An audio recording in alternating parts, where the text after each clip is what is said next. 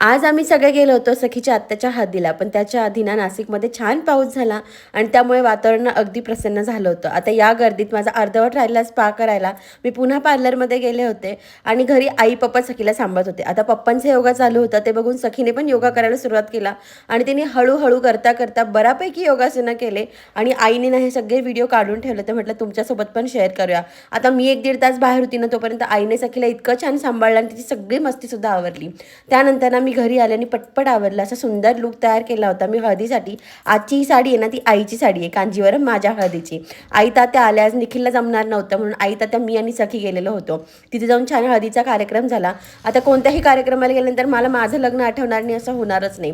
मस्त सखीने ज्योती आजीसोबत डान्स केला आणि त्याच्यानंतर तिला जी एनर्जी आली होती स्टार्टर खाऊन ती सगळी तिने छानपैकी युटिलाइज केली.